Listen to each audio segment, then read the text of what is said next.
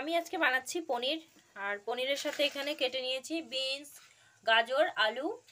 তো আমি বিনস, গাজর, আলু দিয়েই করব। তো প্রথমে আমি নুন আর হলুদটা মাখিয়ে নিচ্ছি।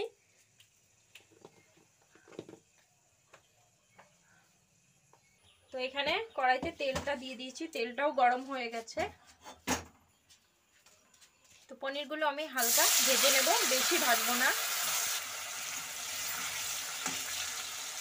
তো পনিরগুলো ভাজা হয়ে গেছে, আমি এবারে নামিয়ে নেব। ওই একই তেলে আমি দিয়ে দিচ্ছি তেজপাতা আর জিরে, আর দিয়ে দিচ্ছি 3টে এলাচ। তো এবারে আমি গাজর, বিনস সবগুলো একসাথে ভেজে নেব।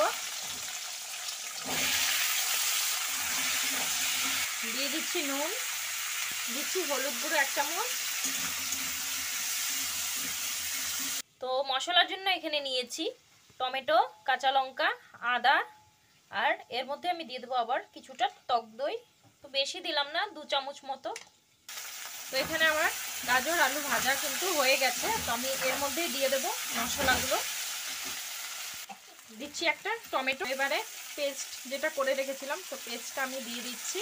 বাটিটা ধুয়ে আর একটু জল দিয়ে দিচ্ছি, তাহলে মশলাটা পুড়ে যাবে না, ভালোভাবে কষানোটাও হবে।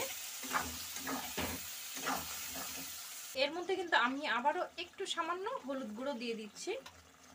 আর নুনটা কিন্তু আমি প্রথমেই একবারে দিয়ে দিয়েছিলাম ভাজার সময়, আলু ভাজার সময়। তো আমি আর নুনটা দিচ্ছি না। তো এবারে আমি দেব একটু চিনি। তো পনিরটা কিন্তু একটু মিষ্টি মিষ্টি হলেই ভালো লাগে, আমি একটু চিনি দেব। তো আমি এখানে দিচ্ছি 1 চামচ মতো চিনি। আর লঙ্কার গুঁড়ো আমি আর এখানে দিচ্ছি না, যেটা কাঁচা লঙ্কা দিয়েছি সেটা দিয়েই রান্না করছি আজকে, আর লঙ্কা গুঁড়ো দেব না।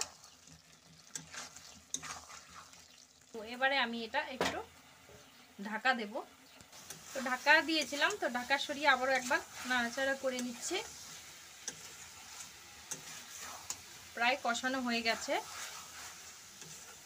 সামান্য একটু আবারও একটু জল দিয়ে এবারে আমি পনিরগুলো দিয়ে দেব।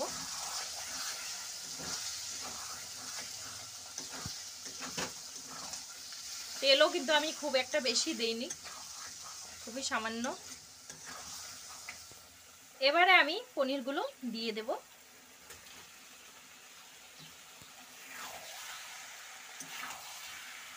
তো পনির দিয়ে একটু নাড়াচাড়া করে আমি সামান্য পরিমাণ মতো জল দেব।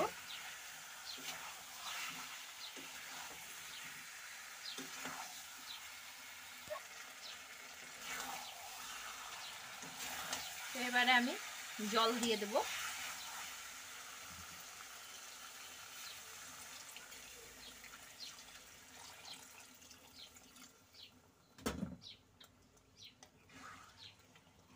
আর জল দিচ্ছি না।